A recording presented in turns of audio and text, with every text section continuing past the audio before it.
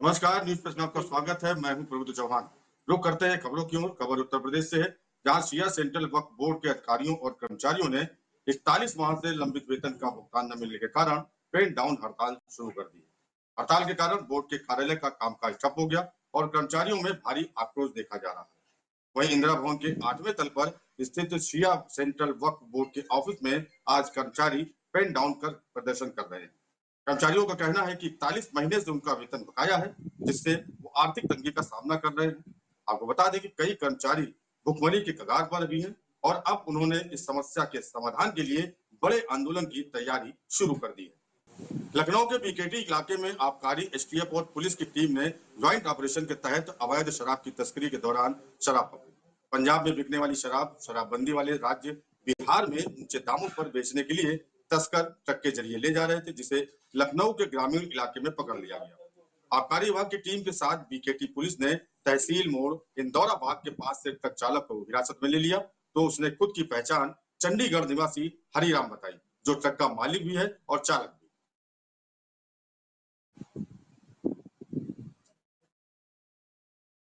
आज दिनांक 13/11/2024 में हमारे एसटीएफ की टीम और उसके साथ साथ आबकारी विभाग की टीम और साथ ही थाना क्षेत्र बीकेटी की टीम के द्वारा एक अवैध मदिरा की बरामदगी की गई है, जो ट्रक नंबर HR69A 8985 से परिवहन की जा रही थी, जिसको पंजाब के जीरकपुर से पटना की तरफ ले जाया जा रहा है।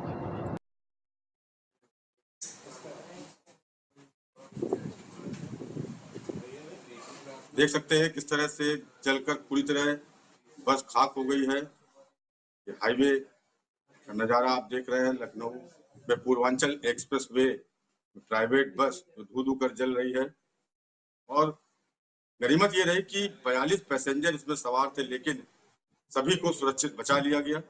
घटना गोसाईगंज थाना क्षेत्र की सुबह तड़के 6:30 बजे की है, जो कि दिल्ली से आजमगढ़ जा रही है। जानकारी जो मिली है उसके अनुसार बस का पिछला टायर फट गया, जिसके बाद स्पार्किंग हुई और स्पार्किंग से लगी आग ने पूरी बस को अपनी चपेट में ले लिया और देखते ही देखते पूरी बस धू-धू कर जलने लगी। गनीमत ये रही कि 42 यात्रियों को सुरक्षित निकाल लिया गया, जिससे किसी भी जनहानि की सूचना नहीं आई, लेकिन बस पूरी तरह से आग के आगोश में समा गई।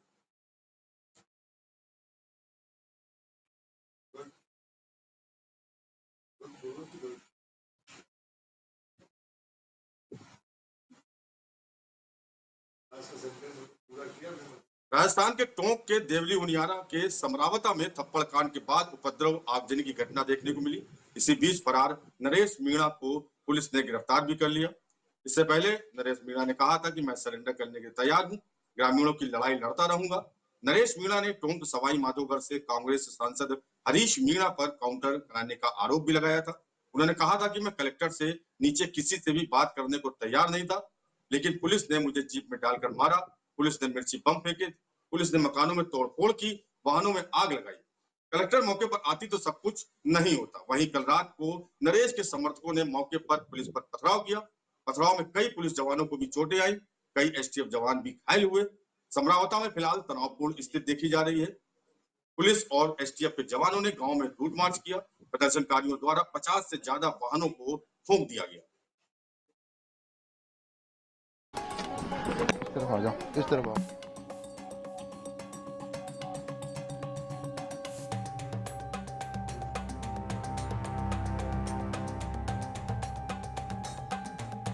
तस्वीरों में देख सकते हैं किस तरह से उपद्रवियों ने आग के हवाले कर दिए। सरकारी वाहन भी है, प्राइवेट वाहन भी है और एक बड़ा बवाल होने से रुका वहां पे, लेकिन उपद्रवियों ने इतना नुकसान कर दिया।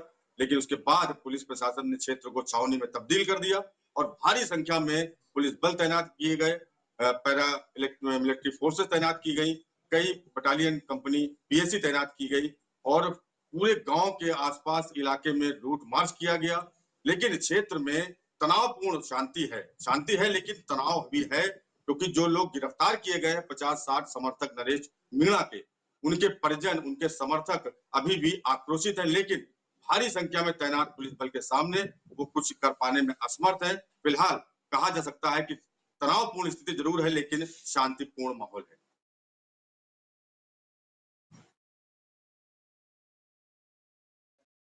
कानपुर में सपा विधायक समेत 127 लोगों के खिलाफ मुकदमा दर्ज किया गया है। विधायक अमिताभ वाजपेयी, पूर्व पार्षद वरुण पर केस दर्ज किया गया है नामजद। फजलगंज थाने में आरोपी को छुड़ाने के लिए हंगामे का आरोप लगा था।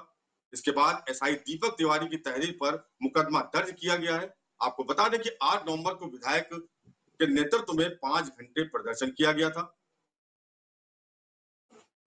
इस तरह थाने में 8 नवंबर को विधायक अमिताभ वाजपेयी ने धरना दिया था और 5 घंटे तक जो हिरासत में लिया गया कार्यकर्ता था सपा का, उसको छुड़ाने के लिए हंगामा किया था।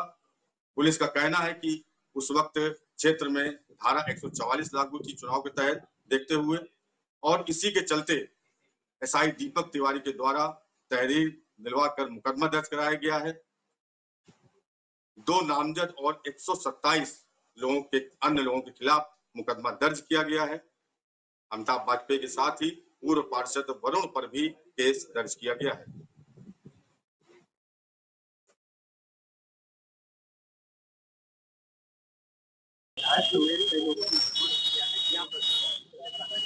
देखिए, जैसा कि आप जानते हैं, थाना फजलगंज में 8 तारीख को किसी व्यक्ति को छुड़ाने की जिद पर जो आर्यनगर विधायक हैं अमिताभ वाजपेयी जी, वो अपने 100 से अधिक समर्थकों के साथ थाने पर बैठ गए थे, जिससे जो कि धारा 144 जो लगी हुई है उसका उल्लंघन भी है और आचार संहिता का उल्लंघन भी है। उसी के तहत मुकदमा पंजीकृत किया गया है और आगे कार्रवाई पुलिस को आचार संहिता उल्लंघन की धाराएं उसमें मुकदमा लिखा है।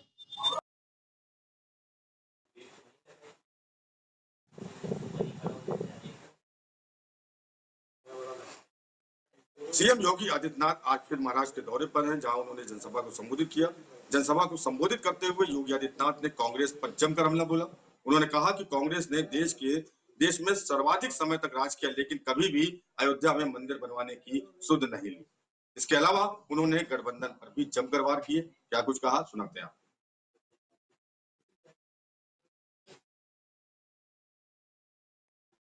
10 करोड़ किसानों को किसान सम्मान निधि, 10 करोड़ गरीबों के घर में शौचालय का निर्माण और उज्ज्वला योजना का कनेक्शन पहुंच गया है और 4 करोड़ लोग फ्री में आवास भी प्राप्त कर गए हैं। मैं पूछना चाहता हूं, ये काम कांग्रेस भी कर सकती थी, आरजेडी भी कर सकती थी, इन्होंने नहीं किया। अभी कांग्रेस के कोई एक प्रभारी आए तो कह रहे थे सरकार आएगी तो सिलेंडर देंगे। अरे जब तुम्हारी सरकार थी तब क्या कर रहे थे? तब क्यों नहीं दिया? और वो तो कहता है, क्या कह रहा है, यानी हिंदू को भी देंगे, मुसलमान को भी देंगे और घुसपैठियों को भी देंगे। अब यहाँ के जनजातीय बंधुओं का अधिकार घुसपैठियों को क्यों देंगे? भाजपा इस बात को कह सकती है कि योजना का लाभ जनजाति को मिलेगा, झारखंड वासी को मिलेगा, घुसपैठी को नहीं मिलेगा। और जब कांग्रेस की सरकार थी तब कांग्रेस ने क्यों नहीं किया? आज तो भाजपा कहती है कि सरकार बनते ही 1.5 लाख नौजवानों के लिए नौकरी के विज्ञापन निकाल करके उनकी नौकरी के लिए पहली कैबिनेट में हम लोग घोषणा करेंगे। भाजपा ने कहा है सरकार बनते ही प्रत्येक महिला को हर महीने 2100 रुपए हर महीने उपलब्ध करवाएंगे। हर महीने उसके खाते में पैसा जाएगा। भारतीय जनता पार्टी ने कहा है हर नौजवान को जो ग्रेजुएट और पोस्ट ग्रेजुएट पास है उसको 2000 रुपए महीने का बेरोजगारी भत्ता भी देंगे। भाजपा ने कहा है रसोई गैस का सिलेंडर 500 रुपए में देंगे और साल में 2 फ्री का सिलेंडर भी भर करके उपलब्ध करवाने का काम झारखंड वासियों को उपलब्ध करवाएंगे। बहन और भैया, भाजपा जो कहती है करके दिखाती है, लेकिन एक कांग्रेस, झारखंड मुक्ति मोर्चा और आरजेडी क्या कर रही इन्होंने लूट खसोट के अलावा क्या किया है? आज झारखंड को लव जेहाद और लैंड जेहाद का अड्डा बना दिया है। लव जेहाद और लैंड जेहाद का मुद्दा बना दिया है।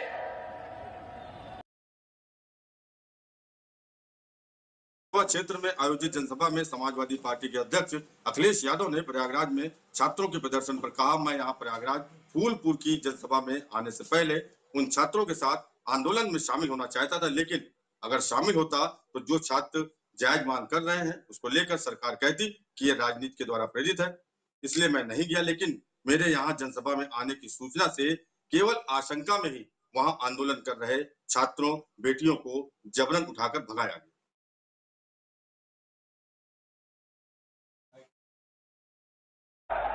ये जब दूर से देखते हैं डीएपी उसे में भी पीडीए दिखाई दे रहा है इनको। ये अक्षरों से खिलवाड़ कर रहे हैं, अक्षरों से दुश्मनी रखते हैं, इसलिए पीडीए के साथ तो कर ही रहे हैं धोखा। वहीं डीएपी भी कहीं किसानों को उपलब्ध नहीं करा पा रहे हैं।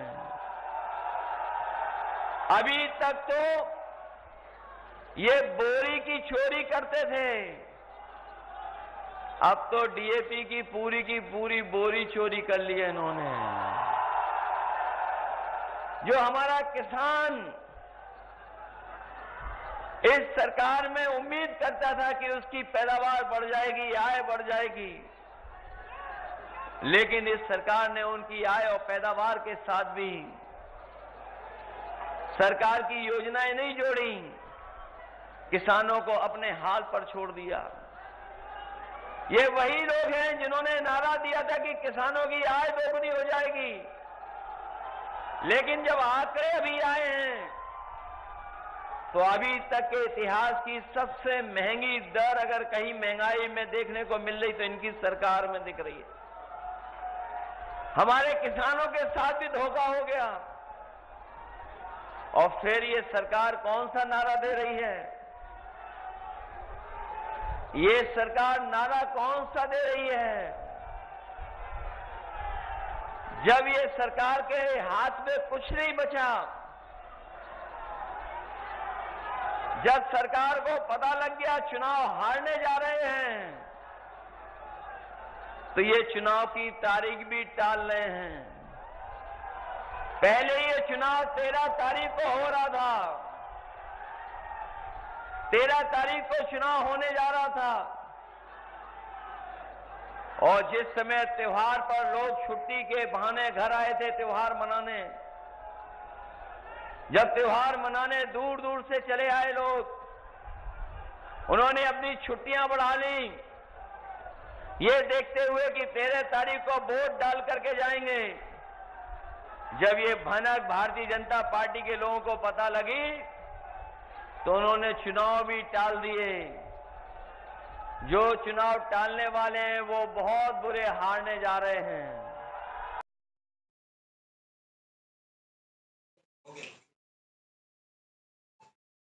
इलाहाबाद हाईकोर्ट ने कानपुर की सीसामऊ सीट से समाजवादी पार्टी के पूर्व विधायक इरफान सोलंकी की जमानत मंजूर की है, लेकिन सजा पर रोक नहीं लगाई है।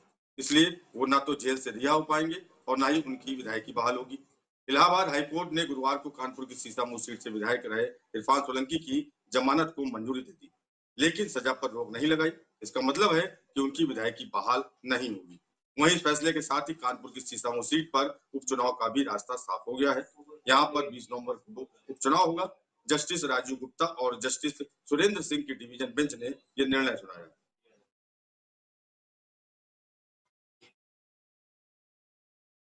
जी, क्या पूरा मामला था और आज कोर्ट ने क्या फैसला सुनाया है?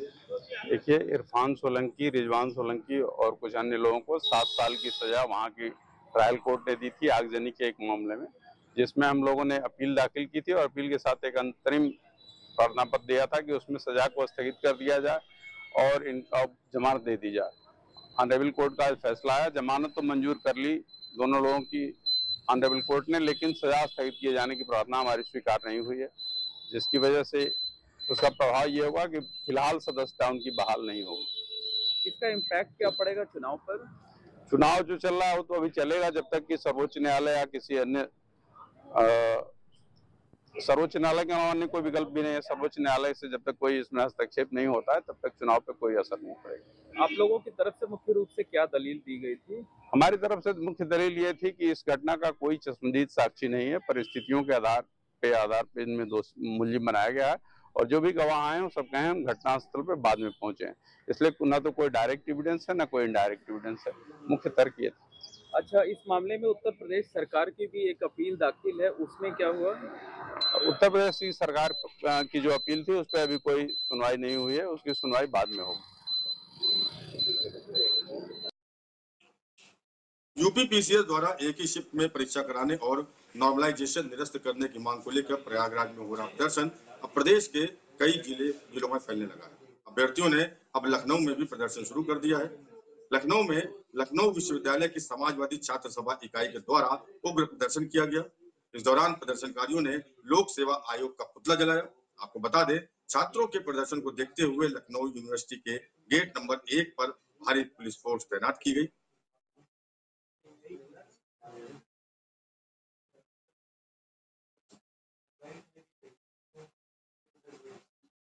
तस्वीरों में देख सकते हैं किस तरह से पुतला फूंक रहे हैं सपा छात्र सभा के कार्यकर्ता और पुलिस उन्हें रोकने का प्रयास करते हुए साफ दिखाई दे रही, लेकिन छात्र इतने उग्र हैं कि वो किसी भी सूरत में मानने को तैयार नहीं है, वहां से हटने को तैयार नहीं। जबरन उन्हें गाड़ियों में, बसों में बैठाला गया, पुलिस की गाड़ी में बैठाला गया, दूसरे स्थानों तक पहुंचाया गया।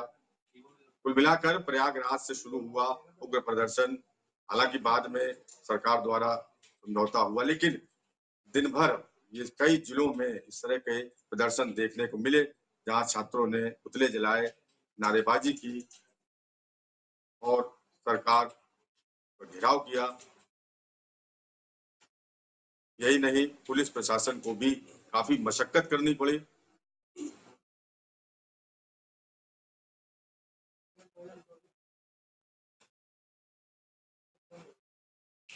7 बजे खबरों में फिलहाल इतना ही। देश और दुनिया की बाकी खबरों देखते रहिए न्यूज़ प्लस और मुझे दीजिए इजाजत। नमस्कार।